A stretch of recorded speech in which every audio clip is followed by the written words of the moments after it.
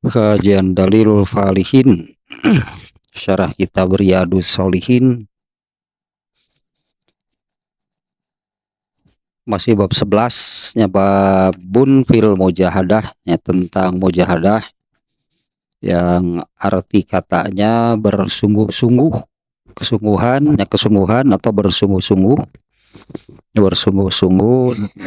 dalam beragama Islam atau dalam menjalankan ajaran Islam, ya, dalam mengamalkan ajaran Islam. Yang definisinya adalah fatmun nafsi anil maklufat, itulahnya mudahnya. Bersungguh-sungguh di dalam beragama itu definisinya adalah membebaskan, menjauhkan diri dari pengaruh al-maklufat, dari pengaruh al-hawa atau hawa nafsu.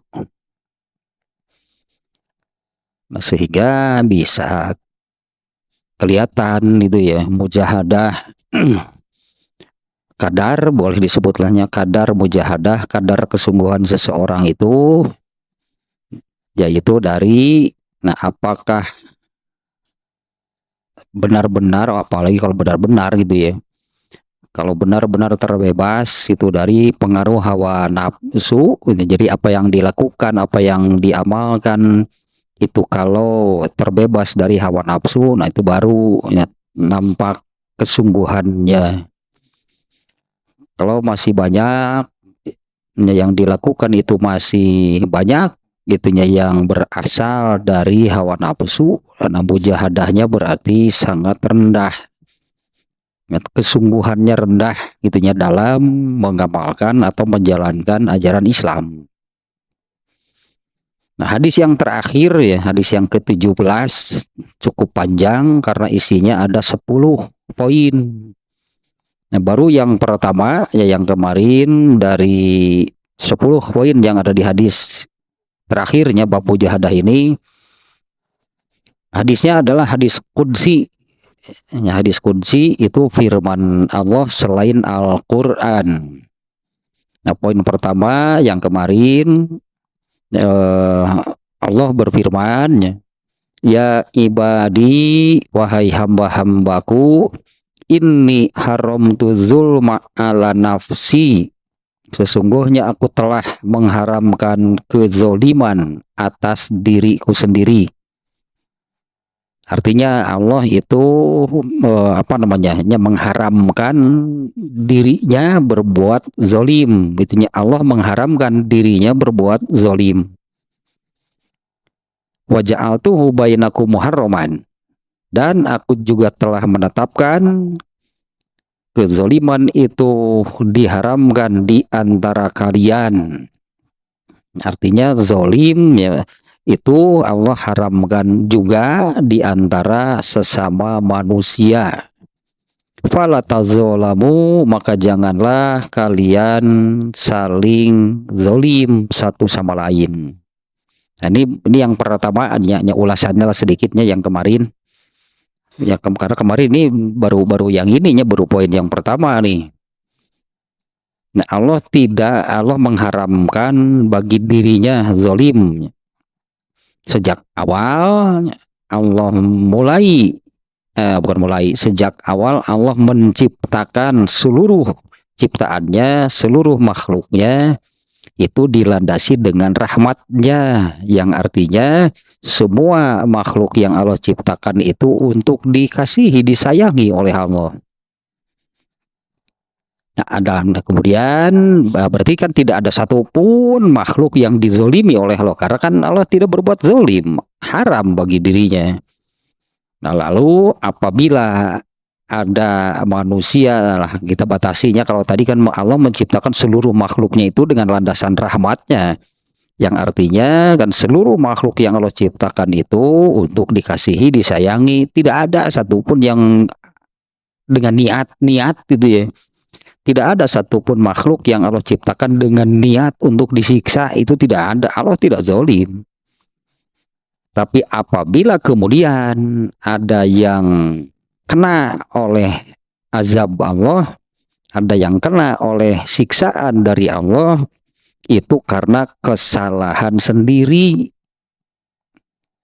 Ya, karena Allah tidak zalim, Allah menyiksa itu tidak zalim, itu karena kesalahan sendiri. Bahkan hingga nanti itunya di akhirat, manusia yang masuk neraka disiksa di neraka dengan siksaan yang teramat sangat, itulah berat. Allah tidak zalim, itu karena kesalahannya sendiri. Allah tidak zalim. Kemarin juga kalau ayatnya sudah disampaikan, diantaranya yang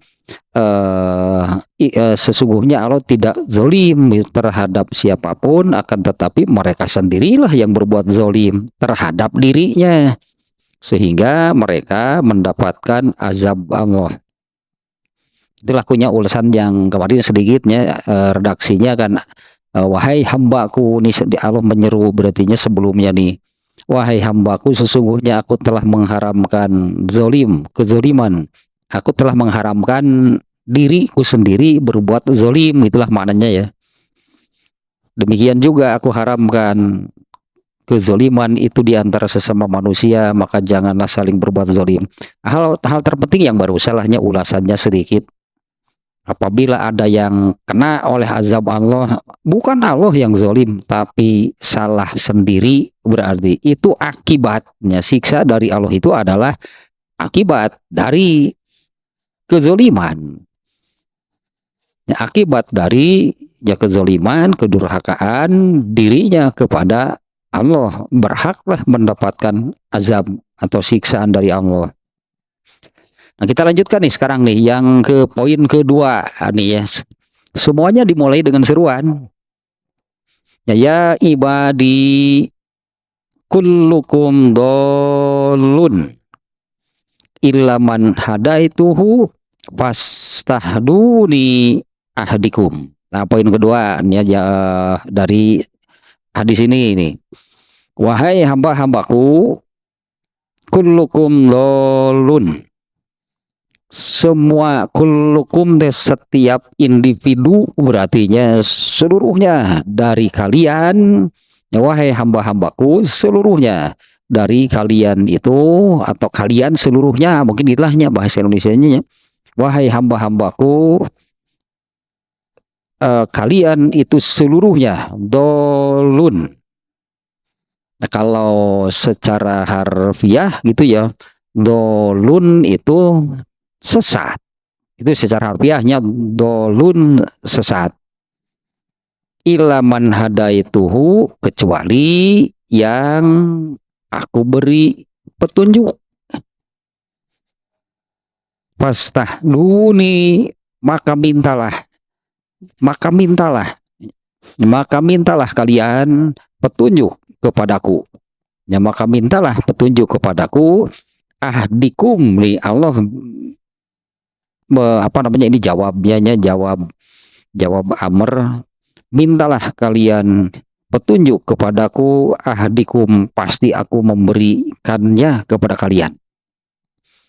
Pendek nih ya, sekian artinya poin kedua nih ya. Sekali lagi nih terjemahnya di poin keduanya ya, samanya dengan sebelumnya, dimulai dengan seruan, wahai hamba-hambaku, kalian itu seluruhnya sesat. Nah, kurang lebih terjemahnya ya, nanti ada penjelasan sedikit ya. Wahai hamba-hambaku, kalian itu seluruhnya sesat, illa man hadaituhu, kecuali yang aku beri petunjuk. Maka mintalah kepadaku petunjuk, atau mintalah petunjuk itu kepadaku, ahadikum, pasti aku akan memberikannya kepada kalian. Nah, itu poin kedua nih ya, dari 10 poin yang ada di hadis ini. Nah, sekarang penjelasannya nih sedikit dari sini. Nah, tentang dolinnya sendiri nih ya, kalau terjemah harfiahnya demikian tadi ya, bahwa terjemah harfiah dari kata dolun itu sesat, seperti yang ada di kata terakhirnya dari surat Al-Fatihah. Ya, auzubillahi minasyaitonirrajim, itu yang ghairil maghdubi alaihim waladolin. Nah, nanti juga hadis itu akan terbawa nih pastinya dengan di sini nih. Ghairil maghdubi alaihim waladdallin, dan kita mengetahuinya, yang kita tahu terjemah dari ayat tersebut adalah bukan jalan orang-orang yang engkau murkai, ghairil maghdubi alaihim waladdallin, dan juga bukan jalan orang-orang yang sesat. Nah, yang dimaksud dolin di sini adalah ketidaktahuan. Kullukum, seluruh manusia itu pada asalnya tidak tahu. Nah, yang tidak tahu akibatnya, katakanlah kalau yang tidak tahu ya pasti tersesat. Ya, yang tidak tahu itu pasti tersesat. Dan hadis ini menyebutkan kullukum, kalian itu seluruhnya. Nah, seperti ini gambarannya nih ya. Sebelum Allah mengutus Rasul SAW, sebelum Allah mengutus Rasul SAW, keadaan orang-orang, keadaan masyarakat, kita anggap kota Mekah sajanya, di mana Rasulullah lahir, Rasulullah tinggal di sana gitu ya. Seperti apa masyarakatnya? Ternyata kan mereka ini tidak beragama dengan agama yang Allah turunkan, karena semuanya orang-orang Mekah, orang-orang Quraisy itu menyembah berhala. Jadi mereka itu ya tidak tahu gitu ya, tidak tahu yang benar. Karena itulah agama yang mereka jalankan, dan di mana agama mereka itu mereka dapatkan dari leluhur mereka secara turun-temurun, tanpa ada kejelasan gitu dari mana atau apa landasannya. Itu yang di dalam bahasa kita mungkin suka disebut, yaitulah paganisme, animisme, ya, agama yang bolehnya dibuat atau jadi dengan sendirinya, berasal dari tradisi budaya yang kemudian menjadi aturan, teruslah berlaku turun-temurun, yang kemudian itu diagamakan, jadilah agama tanpa ada kejelasan mulainya kapan, itunya dari leluhurnya yang mana gitu mulainya. Nah, dolun itu gambarnya demikian. Ya, tidak tahu agama yang benar.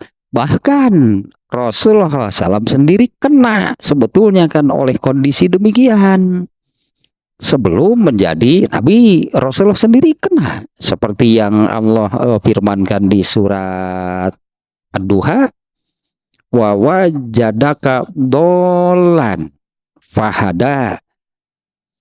Allah mendapatimu dolan, ditunya tidak tahu Rasulullah juga yang benar.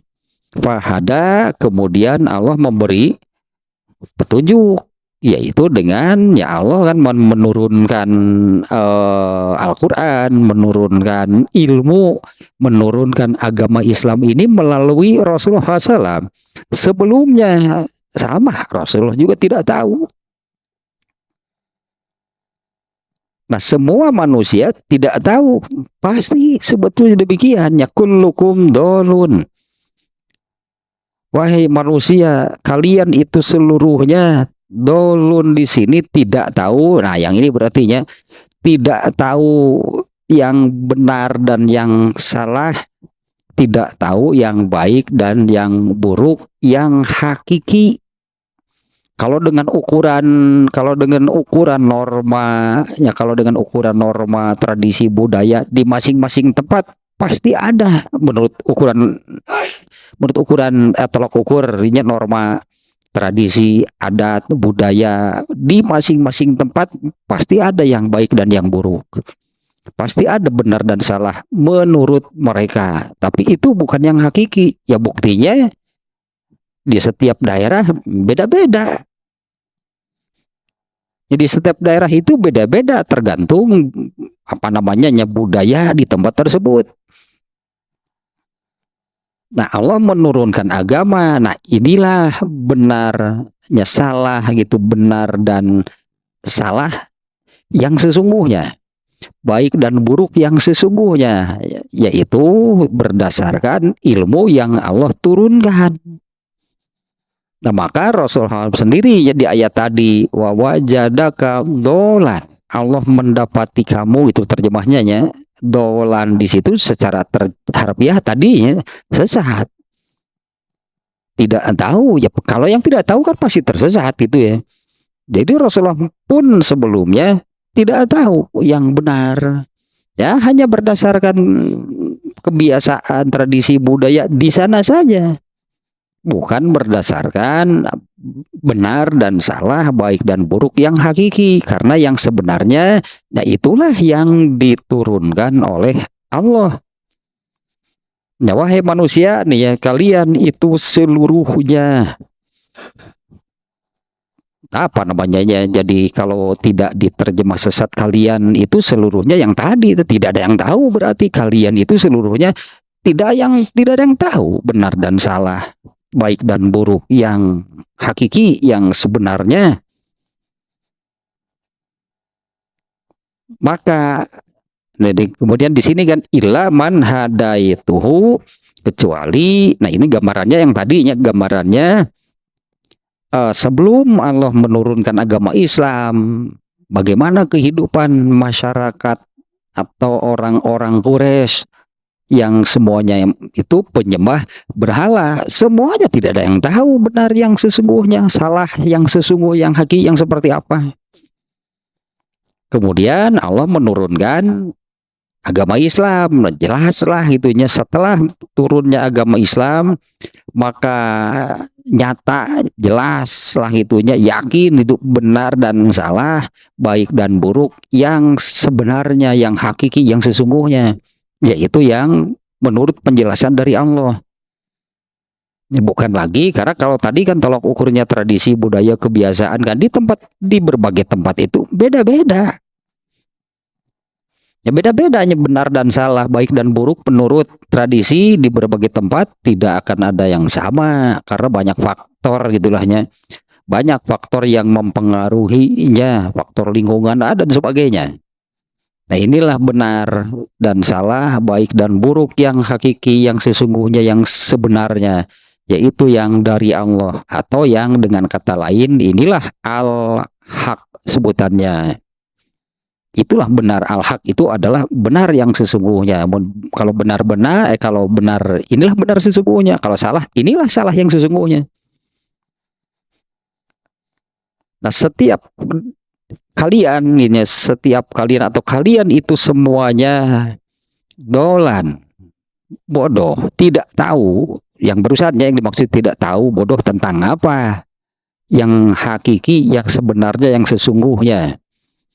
Nah, kemudian ayat sebelumnya kalian itu tidak tahu yang seperti tadi, sebelum Allah mengutus rasul-rasulnya. Nah, kemudian Allah ilaman hadaituhu, seperti di ayat tadi, wa wajadaka, Allah mendapatimu dolan, tidak tahu. Fahada, kemudian Allah memberi hidayah. Nah, inilah hidayah itu artinya kan, hidayah itu kalau dalam bahasa kita itu hanya sering saya katakan nih, pedoman. Hidayah itu petunjuk, pedoman, pegangan, landasan. Untuk tadi kita benar atau salah harus jelas landasannya, baik atau buruk harus jelas landasannya. Nah, inilah yang dari Allah.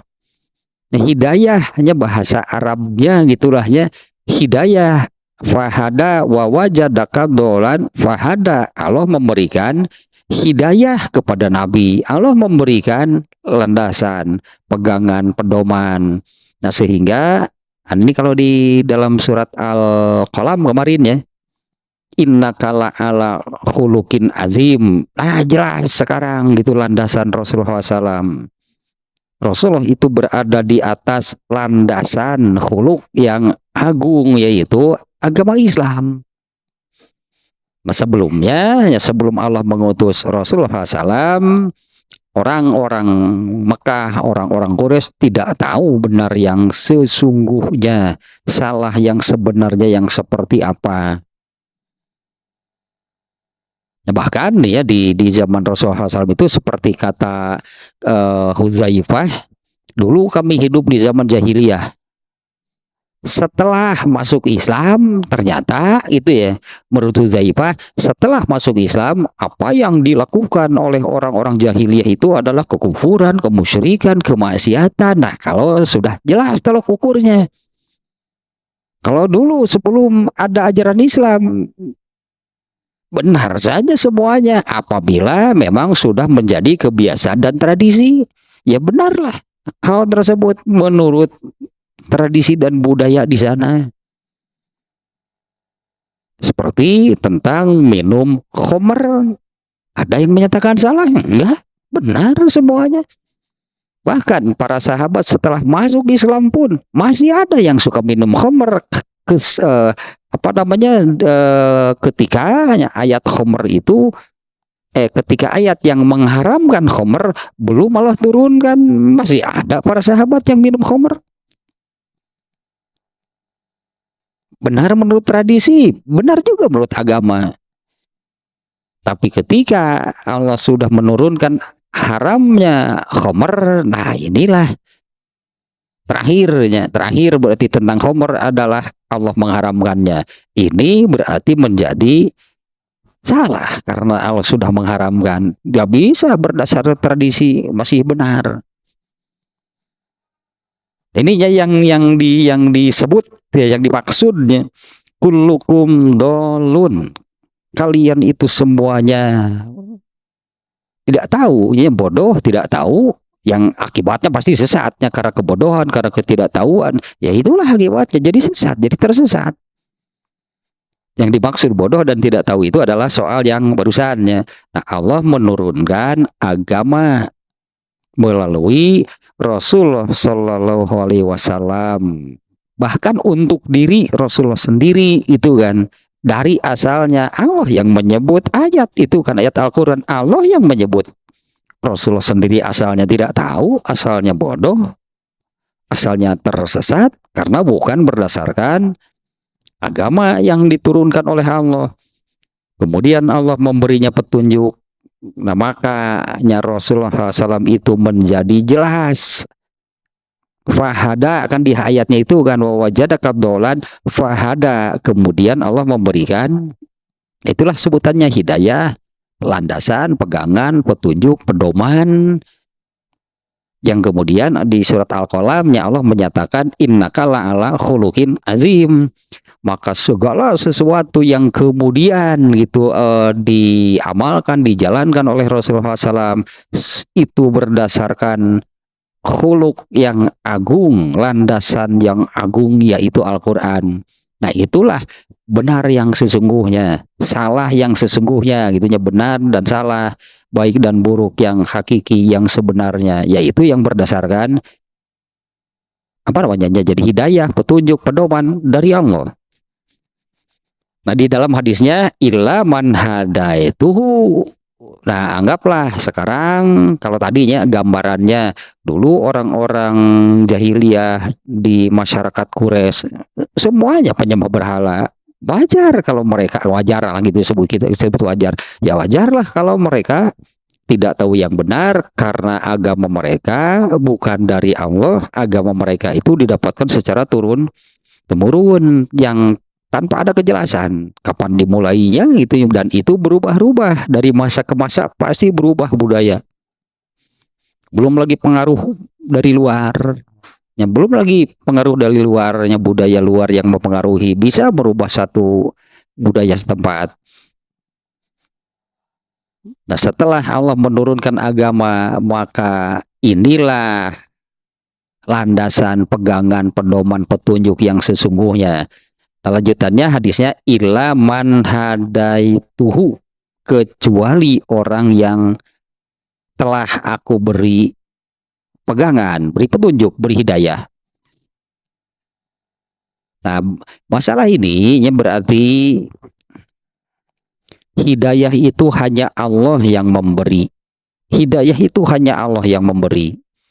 Nah, juga kan di dalam lanjutannya nya fastahduni.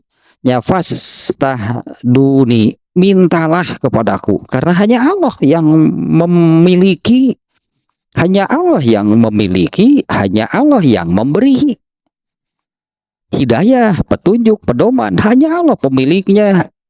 Allah lah yang memberi. Kalau mencari, kalau minta kemana-mana, enggak siapa yang punya, nggak akan ada. Fastahduni, mintalah kepadaku. Berarti ini ya, suka ada orang yang mengatakan seperti ini.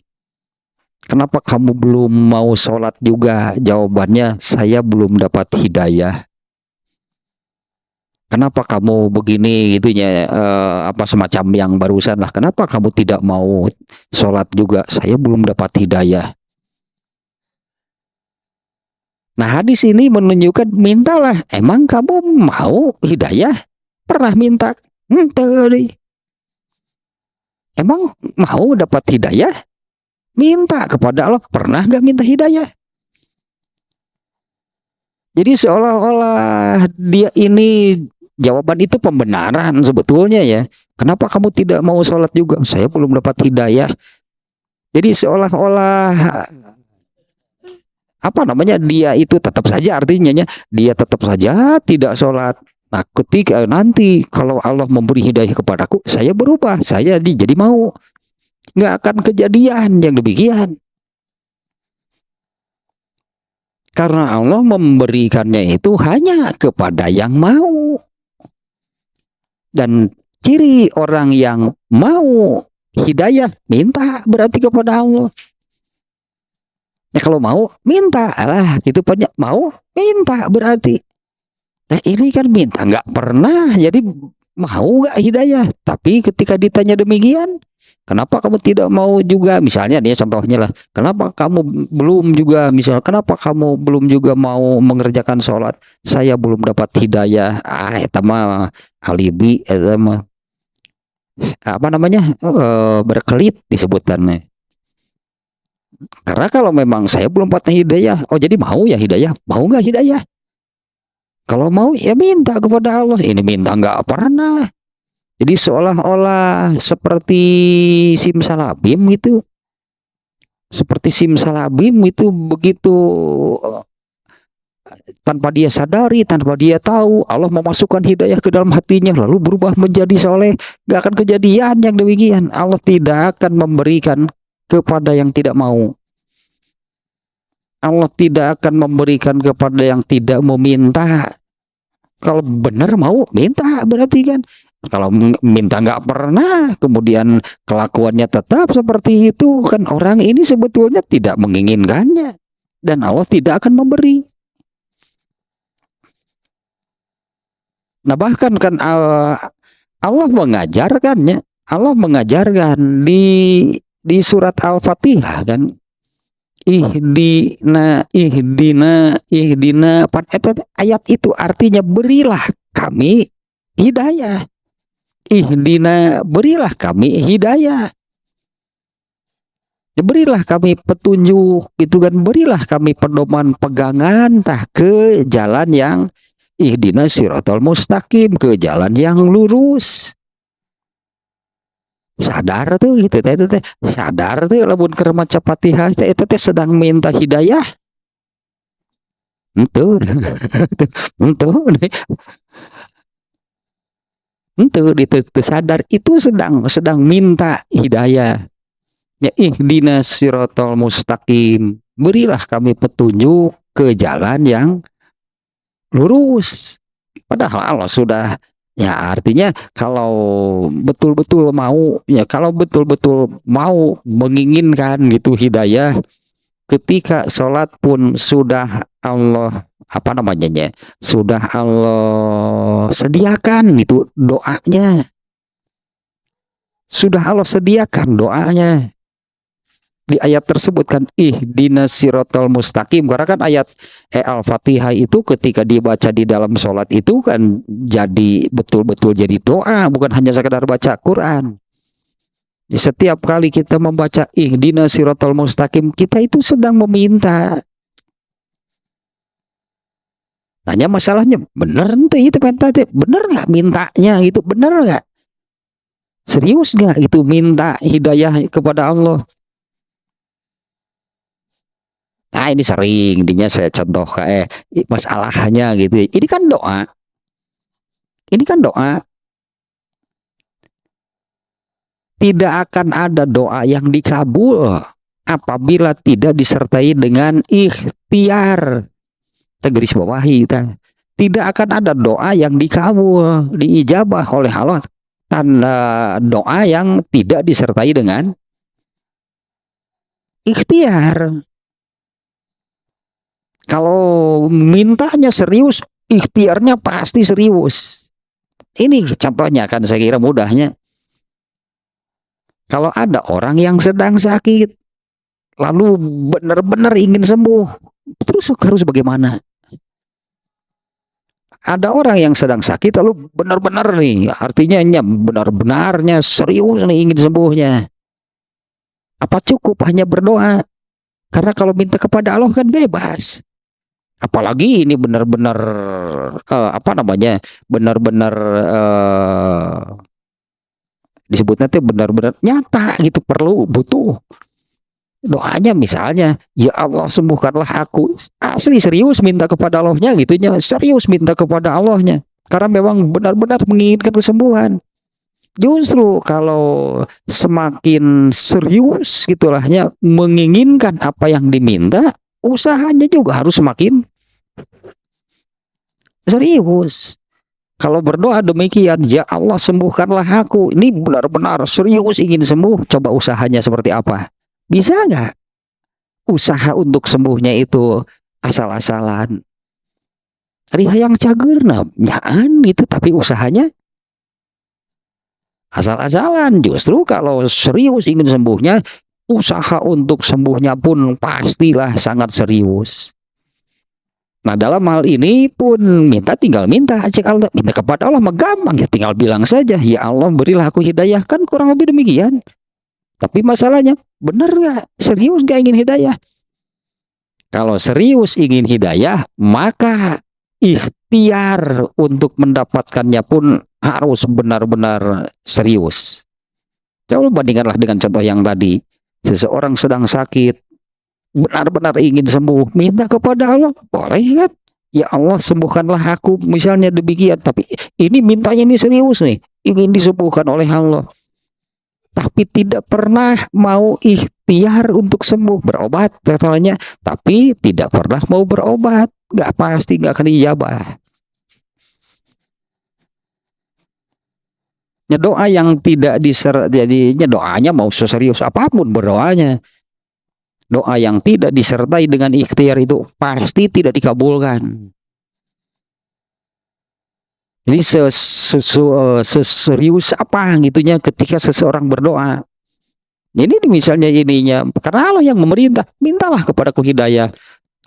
Ada orang yang serius nih ingin mendapatkan hidayah. Ya Allah berilah aku hidayah. Benar-benar nih ya, asli itu ingin dapat hidayah.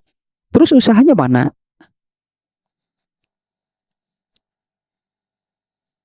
Aya nu ngajak ngaji era atuh mal menang meureun gitu mah. Terus mau dapat hidayah di mana? Ya kalau tidak disertai dengan ikhtiar. Padahal kita kembali lagi nih ke lafaz awal hadis ini, wahai manusia kullukum dolun. Wahai manusia, kalian itu sesungguhnya seluruhnya, manusia seluruhnya tidak tahu, bodoh, sesat, kecuali yang aku beri petunjuk. Oh, artinya ketika seseorang mendapat gitulahnya, ketika seseorang mendapatkan petunjuk yang tadilah artinya petunjuk, pedoman, pegangan, itu pemberian dari Allah. Tapi Allah tidak akan memberi kepada orang yang tidak menginginkan. Allah tidak akan memberi kepada orang yang tidak menginginkan, kepada orang yang tidak mau. Buncek bahasa Sunda mah ari kanu embungeun mah da diwawal-wawal ge diutahkeun deui. Ari embung. Nah, Allah tidak akan memberikan hidayah itu kepada orang yang seperti itu. Ari embung dan embung mah diwawalkeun ge da disebut diwawal-wawal ge bakal diutahkeun da embung. Tapi kalau orang yang memang menginginkan, pasti dia akan mencari. Nah, kalau yang benar menginginkan itu hidayah, pasti dia akan mencari.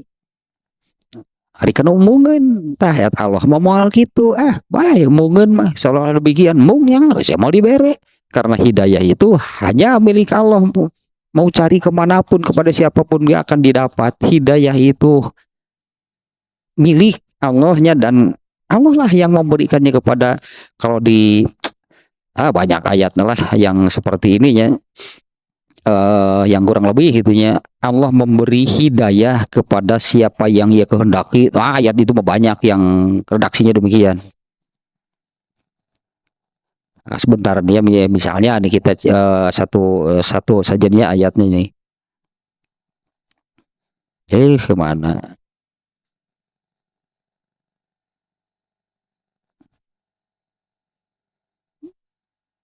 Nah, misalnya ini Al-Baqarah 142. Yahdi mayyasha, Allah memberi hidayah mayyasha kepada siapa yang ia kehendaki ila sirati mustaqim. Ini dari keyword Yahdi ini dimuncul ada 48 tuh ayatnya. Banyaknya ayat yang Allah memberi hidayah kepada siapa yang ia kehendaki.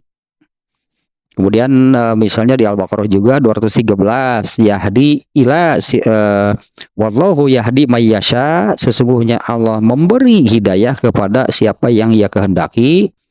Nah, tapi ini menunjukkan bahwa hidayah itu milik Allah, seperti di hadis ini. Hidayah itu milik Allah. Karena semua manusia itu tidak ada yang akan hidayah itu tadi, pegangan, petunjuk, pedoman. Emang ada manusia yang memiliki petunjuk, pegangan, pedoman, landasan yang benar? Nggak akan ada. Hadis ini menyebutkan kullukum, kalian seluruhnya. Ya, kalian seluruhnya. Tidak ada yang tahunya. Dolun di sini kan bodoh, tidak tahu. Tidak ada yang tahu benar dan salah, baik dan buruk, yang hakiki. Tidak ada yang tahu. Artinya kalau tidak berpegang, kalau tidak berpedoman kepada hidayah, hanya petunjuk dari Allah, pasti tersesat. Ya, kalau yang diikutinya, katakanlah, kalau yang diikutinya bukan yang dari Allah, pasti tersesat. Kalau bukan mengikuti yang dari Allah, terus mengikuti yang dari siapa? Pasti dari sesama manusia. Padahal manusia seluruhnya tidak ada yang tahu. Mau mengikuti manusia yang manapun, berarti tidak ada yang tahu. Kullukum dolun, semua manusia itu tidak tahu. Semua manusia bodoh dan sesat, tidak tahu yang baik dan buruk, tadinya benar dan salah. Ini maknanya jadi demikian ya. Kalau tidak mengikuti petunjuk, pegangan, pedoman, hidayah yang dari Allah, terus dari siapa? Pasti dari sesama manusia. Padahal seluruh manusia itu sama-sama tidak tahu. Akibatnya ya, pastilah tersesat. Nah, maka mintalah petunjuk itu ya, mintalah petunjuk itu kepada Allah. Semuanya tidak tahu, semuanya bodoh. Ya, karena di nih ayat An-Nahl 78 itu kan yang ini ayat ini menunjukkan bahwa semua manusia bodoh. Allah mengeluarkan kalian dari rahim ibu kalian itu kan dalam keadaan tidak tahu apa-apa. Satu, tanya kemudian ini harus ini lagi nih ya tentang hidayah. Ini ayat tadi surat naonnya, surat Al-Qasas. Sebentar nih, surat Al-Qasas ayat berapa tadi tanya, saya lupa lagi. Ini sudah saya kasih tanda nih.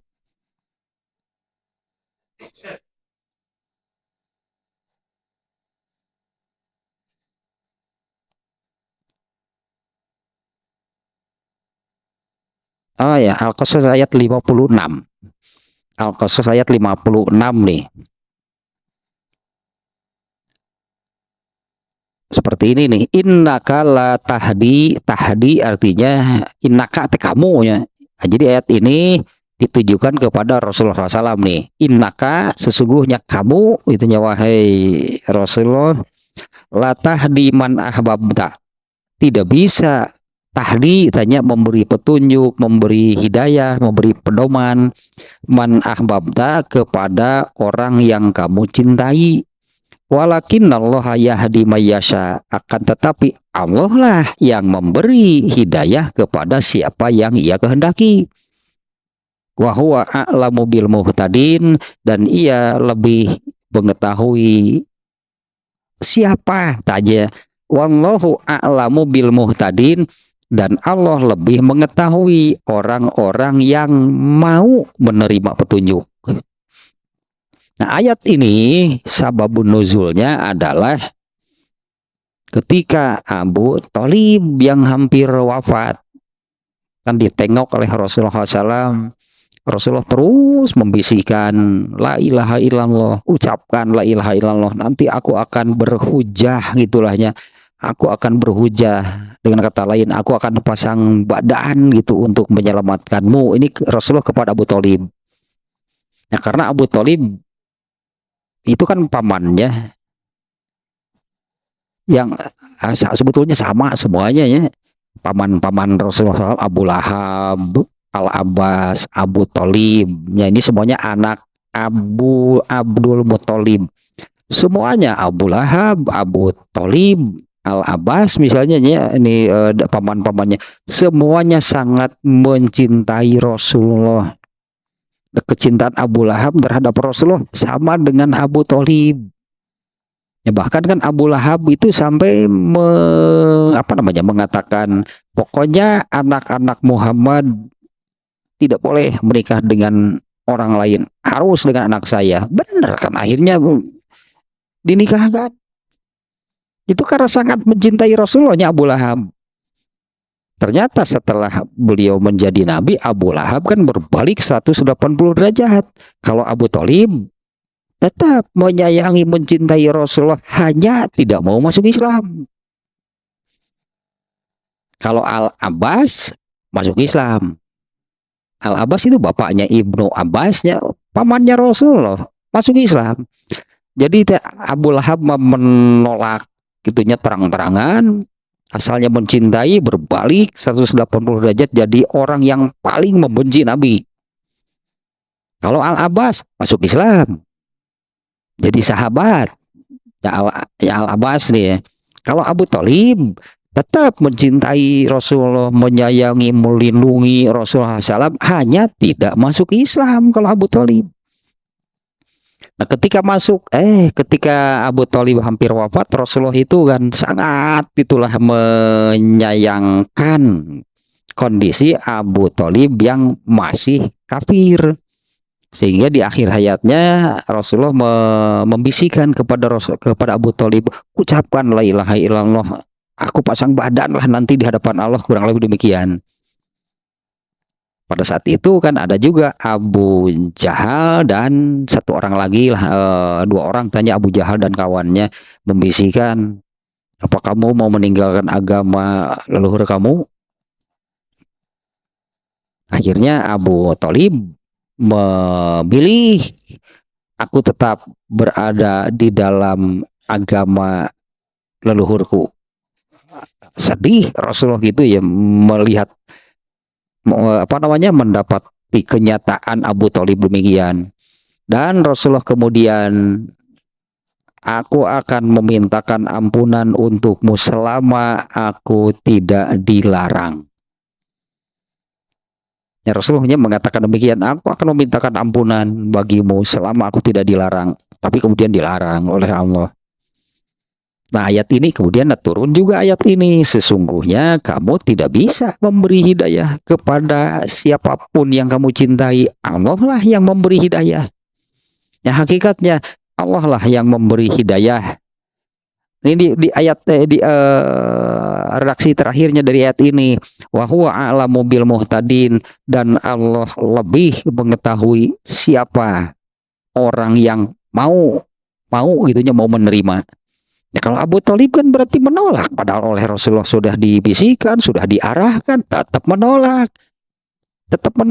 Dia tetap dia memutuskan untuk tetap berada di dalam agama leluhur. Artinya menolak, padahal dari Rasulullah sudah disampaikan. Nah, inilah teguran itunya dari Allah kepada Rasulullah. Sesungguhnya kamu, wahai Muhammad, tidak bisa memberi hidayah kepada orang yang kamu cintai, kepada siapapun yang kamu cintai. Nah, karena hakikat seperti ini kan. Allah lah yang memberi hidayah kepada siapa yang ia kehendaki. Tapi bagian terakhir aja. Dan dia Allah maha mengetahui siapa yang mau menerima. Jadi di sini yang disebut mau menerima itu siapa yang mau menerima, tidak seperti Abu Thalib. Abu Thalib menolak berarti. Nah kalau berarti Allah tahu nih siapa orang yang menginginkan lah, dia tetap menginginkan gitunya. Allah maha mengetahui siapa yang menginginkan hidayah, pasti diberi nanti oleh Allah. Ya, kalau memang menginginkan pasti diberi. Dengan catatan juga benar ingin minta, nah gitulah.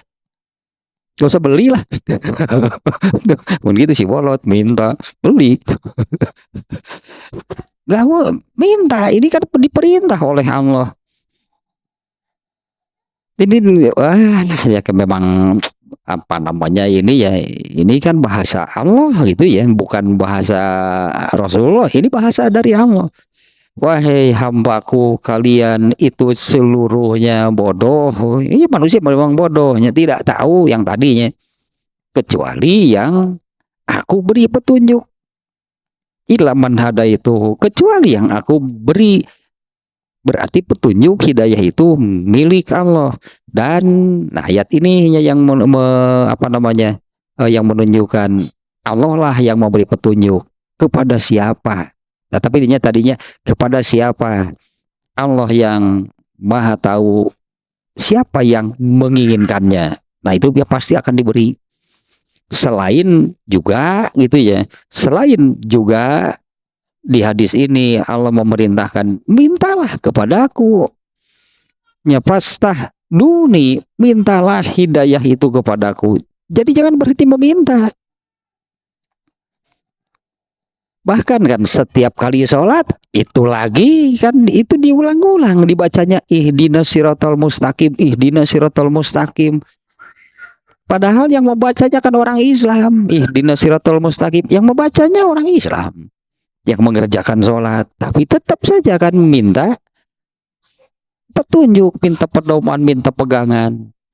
Ya ahdikum, pasti aku akan memberinya, dengan catatan tadi kan, kalau memang benar ingin hidayah, minta kepada Allah. Tapi tidak akan ada yang dikabulkan apabila tidak disertai dengan usaha gitu, usaha ikhtiar untuk mendapatkannya. Bagaimana? Coba bandingkan lagi dengan yang tadi. Seseorang yang sedang sakit, benar-benar gitu kan, benar-benar nih ingin sembuh, lalu dia berdoa dengan kesungguhan, berdoanya bersungguh-sungguh, ya Allah sembuhkanlah aku. Itu berdoa itu benar, ya mintalah kesembuhan. Nah, karena tentang hal ini dokter saja mengatakan demikian, padahal dokter kan yang mengobati. Misalnya dengan hasilnya, dokter mengobati, hasilnya sembuh, kan seolah-olah yang menyembuhkan kan dokter. Tapi dokter manapun akan mengatakan yang menyembuhkan itu Allah, bukan saya. Itu kata dokter. Ya, yang menyembuhkan itu Allah, bukan saya. Makanya mintalah kesembuhan kepada Allah, tapi tidak akan dikabulkan apabila tidak disertai dengan ikhtiar. Justru semakin besar keinginan sembuhnya kan, ikhtiarnya harus semakin kuat, semakin hebat. Berarti hari doa tapi kayak jangan gitu, nggak doa nama hari usahanya alah. Nah ini untuk mendapatkan sesuatu itu ya sesuaikanlah. Apabila memang bersungguh-sungguh menginginkan hidayah, ya harus bersungguh-sungguh juga, harus nampak, harus kelihatan kesungguhan ikhtiar untuk mendapatkan hidayahnya. Kalau misalnya yang tadinya, kalau ini saya kan membandingkannya dengan orang yang sakit. Apa sih ikhtiar yang harus dilakukan kalau ingin sembuh? Berdoanya terus minta kesembuhan. Serius juga memintanya ingin kesembuhan. Terus ikhtiarnya apa? Ikhtiarnya kan berobat. Itulahnya ikhtiarnya adalah berobat. Dan harus sesuai. Kalau berdoanya dengan penuh kesungguhan, ikhtiarnya juga sama, harus dengan penuh kesungguhan. Jangan sampai berdoanya bersungguh-sungguh, ikhtiarnya asal-asalan. Nah, untuk mendapatkan hidayah juga sama. Benar, serius, minta dengan kesungguhan. Mintalah, bersungguh-sungguhlah, minta hidayah kepada Allah. Tapi disertai dengan ikhtiarnya pun harus bersungguh-sungguh.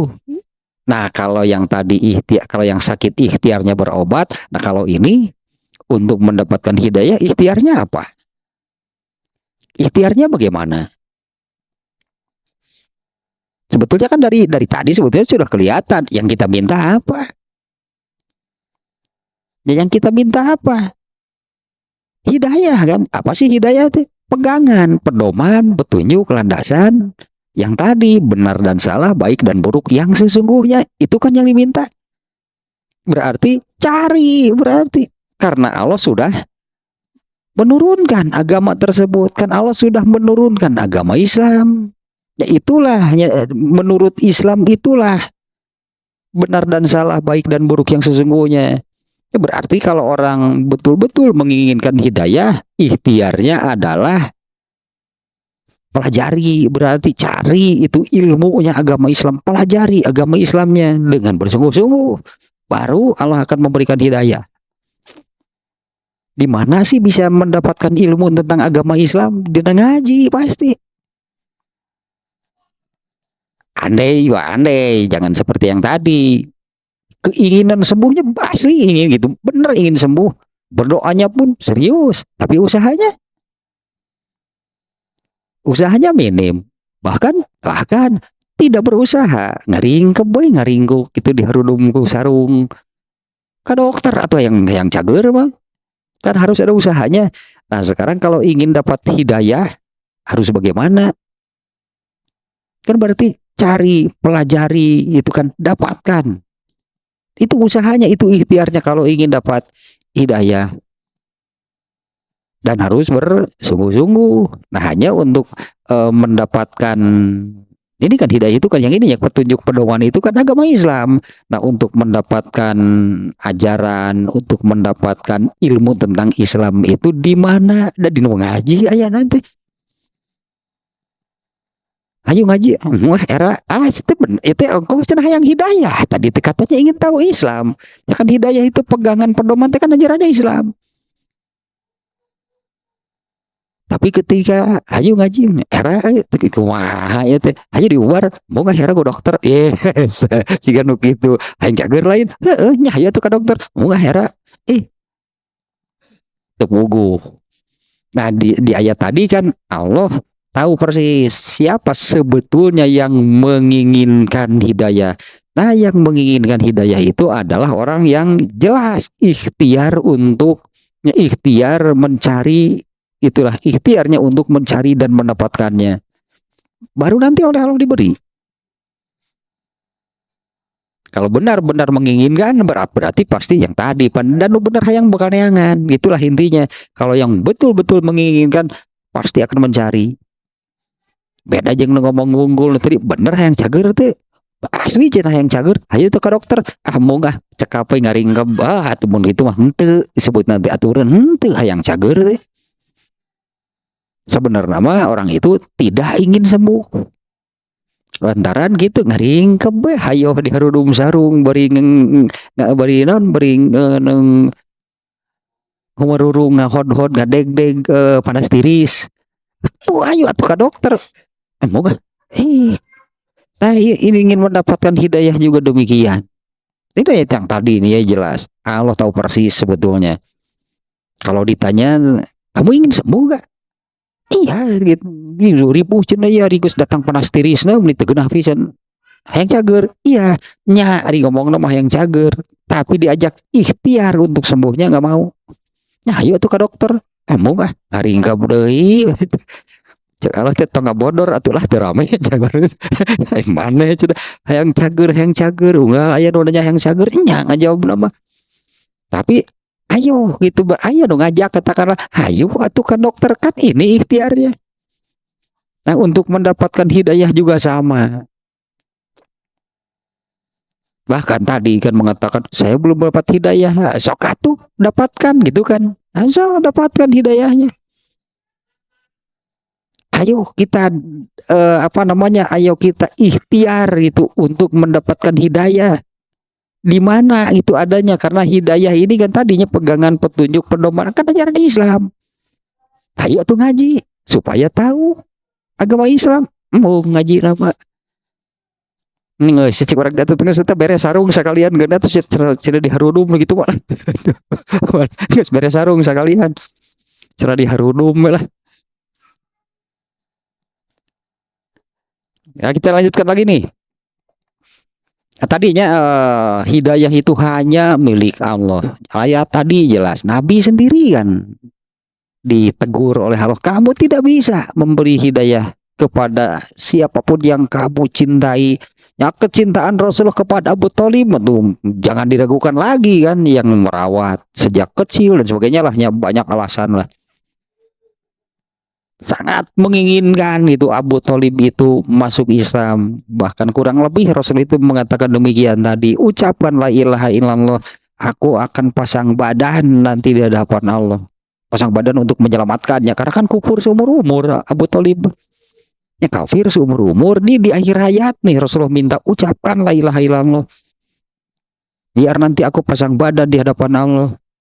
Artinya kecintaan Rasulullah kepada Abu Thalib seperti apa? Tapi kan hidayah bukan urusan manusia, Nabi sekalipun. Hidayah itu hanya milik Allah. Nah, maka di hadis ini, hadis qudsinya ini, Allah yang berfirman,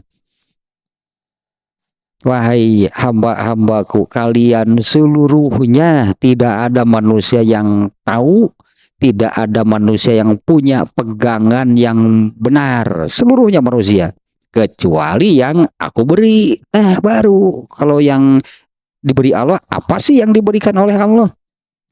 Contoh yang paling awal adalah wa wajadaka dolan fahada. Nabi juga asalnya seperti itu. Nabi juga masuk oleh firman Allah ini. Seluruh manusia asalnya tidak tahu, asalnya bodoh, asalnya sesat. Fahada, kemudian Allah memberinya hidayah. Hada kata kerja dari hidayah. Fahada artinya kemudian Allah memberi hidayah. Apa sih yang diberikan kepada Rasulullah? Agama Islam kan, yang Allah berikan kepada Rasulullah itu agama Islam. Berubahlah Rasulullah itu menjadi manusia yang ala khuluqin, innaka la ala khuluqin.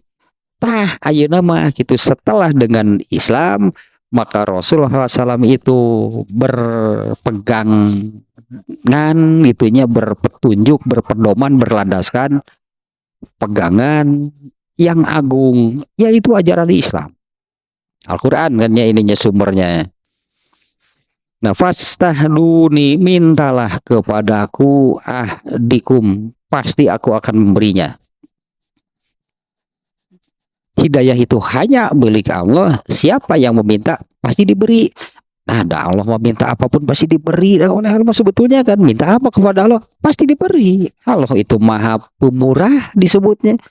Allah maha pemberi, Allah maha pemurah. Cek orang Sunda mah berehan, Allah lepang berehan ama. Allah lah yang maha pemurah, Allah yang maha pemberi. Apapun yang diminta oleh manusia pasti diberi. Nah, asal tadi ada nama syarat lah gitu. Syarat nama Minta kepada Allah, syaratnya adalah barang ini dengan ikhtiar. Tanpa itu tidak memenuhi syarat, pasti tidak akan dikabulkan. Ya fastahduri, mintalah hidayah kepadaku ahdikum, pasti aku akan memberinya. Sementara dia ada lagi nih satu ayat yang tentang hidayah tersebut nih. Ada yang sepasang. Nah, ini ayat surat Ar-Rum misalnya, karena tadi banyaknya tentang Allah memberi hidayah, ada 48 ayat. Surat Ar-Rum misalnya, yang redaksi seperti ini juga banyak. Faman yahdi man adollah. Barang siapa yang memberi hidayah, faman yahdi man adollallah. Siapakah yang akan menunjuki orang yang telah disesatkan oleh Allah, dan tiadalah bagi mereka penolong, seorang pun penolong. Ini redaksi demikian. Dina khutbah gesok ayat apa nih kan? Man yahdillahu, barang siapa diberi hidayah oleh Allah, fala mudillalah, maka tidak ada yang bisa menyesatkannya. Wa mayudlilhu, barang siapa yang disesatkan oleh Allah. Nah, itu terjemah harfiah aja demikian. Padahal yang dimaksud dengan barang siapa yang disesatkan oleh Allah itu barang siapa manusia yang memang ingin tetap bodoh, ingin tetap tidak tahu, pasti tidak akan diberi oleh Allah. Sehingga orang itu kan ya tetaplah sesat, tetaplah bodoh, tetap tidak tahu, karena kan aslinya manusia demikian. Jadi bukan Allah pilih si ini, kasih petunjuk, si ini Allah sesatkan. Kalau begitu kan manusia yang menanggung akibat, sementara yang melakukan Allah. Kalau maknanya demikian kan berarti kan Allah yang melakukan, Allah yang memilih, si A beri petunjuk, si B Allah sesatkan. Terus yang menanggung akibatnya siapa? Sementara tadi kan Allah tidak zalim. Apabila seseorang masuk neraka itu karena ulahnya sendiri, itu karena amalnya sendiri, itu karena kezoliman dirinya terhadap diri sendiri. Allah tidak zolim, meskipun kalimatnya demikian, itunya barang siapa yang Allah sesatkan, itulahnya kalau terjemah harfiahnya. Nah, padahal maksudnya yang demikiannya, karena di hadis ini Allah sudah berfirman, kullukum dolun, wahai manusia, kalian itu seluruhnya tidak tahu yang benar, tidak tahu jalan yang lurus, tidak tahu jalan yang benar. Nah, sehingga kemudian Allah menurunkan petunjuk, pedoman, pegangan. Artinya juga kan seperti ini. Maka jadi siapapun yang tidak mengikuti petunjuk, pegangan, pedoman dari Allah, maka manusia tetap dalam keadaan aslinya, yaitu ini kullukum dolun, seluruh manusia itu bodoh, seluruh manusia tidak tahu. Apalagi kalau dikaitkan dengan ini ya, seluruh manusia nih ya, karena ya di hadis ini seluruh manusianya, seluruh manusia tidak ada yang tahu jalan menuju surga, mau nyari sendiri nggak ada yang tahu. Ya seluruh manusia kan bodoh kan ya, tidak tahu jalan menuju surga. Bahkan nih, jangankan kita yang tidak tahu surga, Nabi Adam yang pernah di surga, Nabi Adam pernah berada di surga, kemudian oleh Allah karena melanggar ketika di dalam surga, Nabi Adam itu melanggar, oleh Allah diusir ke bumi. Nah, terus Nabi Adam tahu nggak jalan kembali ke surga? Nabi Adam saja yang pernah di sana nggak tahu. Karena Nabi Adam juga kena oleh ayat ini, setiap manusia itu seluruhnya bodoh, tidak tahu. Ini ayatnya, ayat ini hadis kutsinya, Allah yang berfirman demikian, kalian itu wahai manusia, wahai hambaku, kalian seluruhnya. Jadi ulah ayat ngaku tahu tanpa petunjuk, tanpa ilmu itu dari Allah. Tahu itu jalan menuju surga. Cek saha. Paling cek situ mureun teh ieu Stairway to Heaven teh cek manehna eta mah Stairway to Heaven itu jalan menuju surga. Nu eta gitu jalan menuju surga teh nu eta bukan.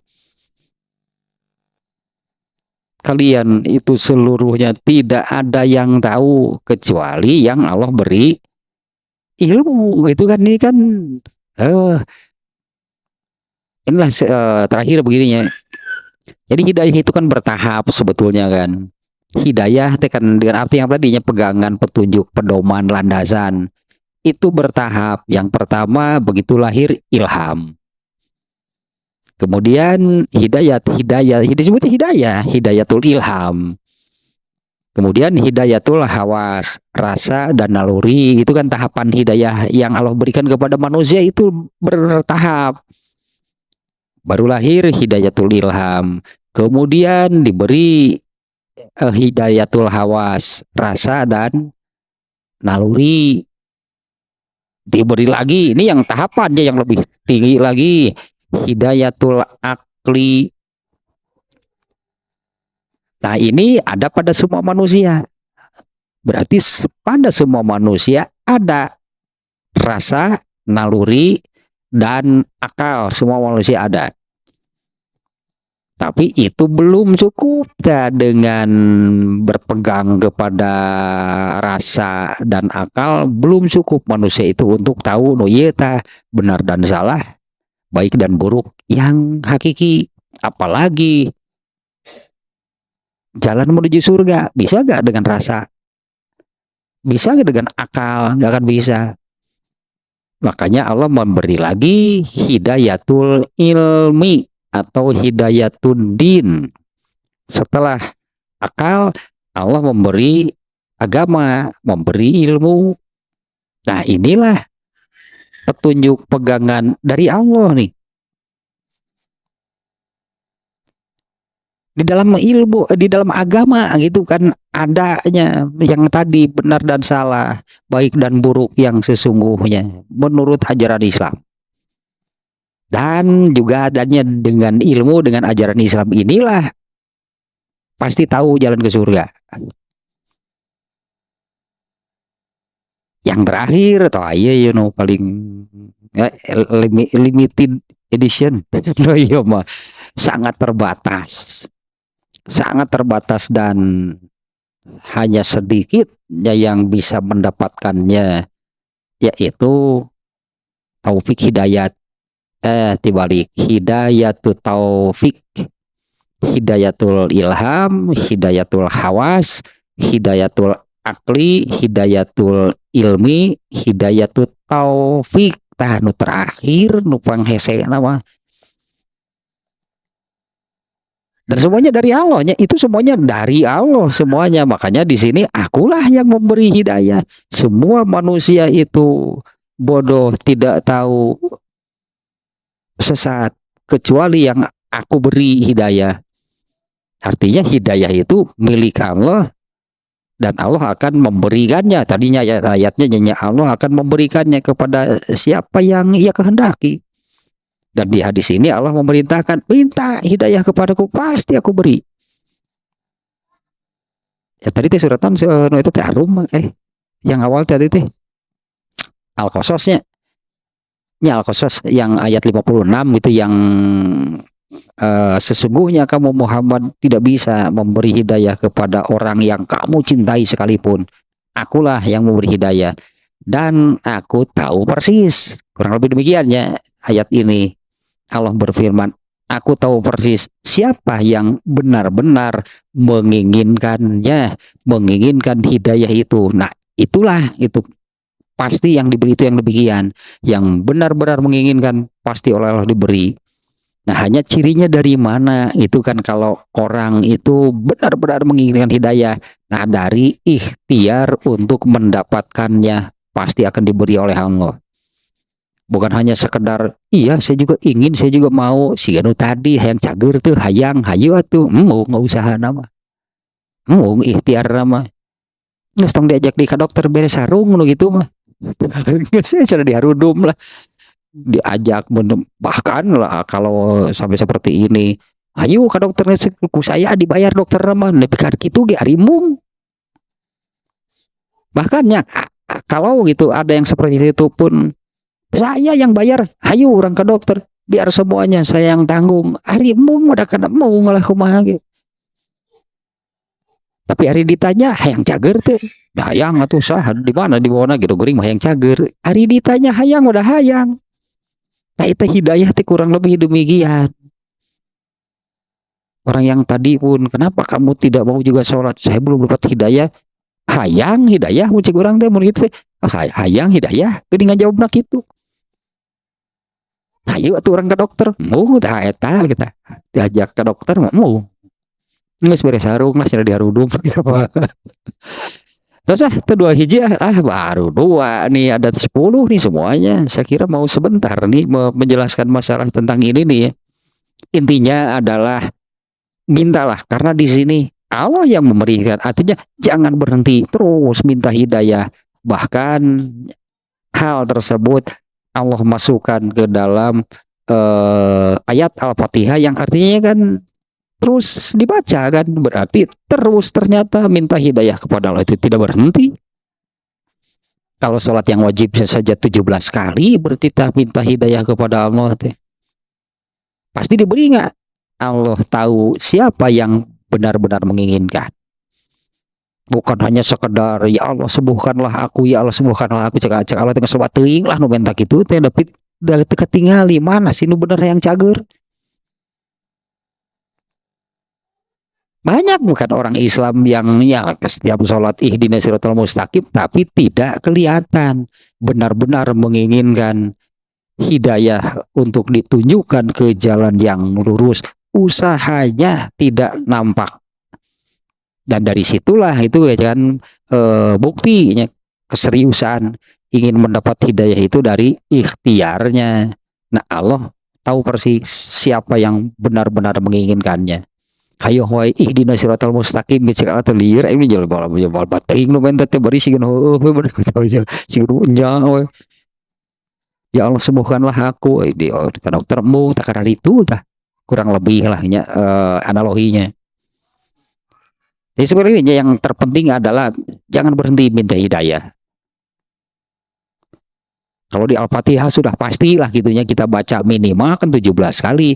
Terus itu minta hidayah dan tunjukkan kesungguhannya. Mujahadah tepat itu mujahadah judulnya teh. Tunjukkanlah kesungguhan ingin mendapatkan hidayah itu dengan ikhtiarnya gitu, dengan ikhtiarnya pasti akan diberi. Ya sudah jelaskan di hadis ini, mintalah kepadaku pasti aku memberinya. Terserah 2 hiji berarti masih banyak nih poinnya. Ada 10 udah penting atau ini kan firman Allah, ini nih Allah yang langsung berfirman nih, ini hadis qudsi ya. Dan isinya kan poin-poin yang sangat penting nih.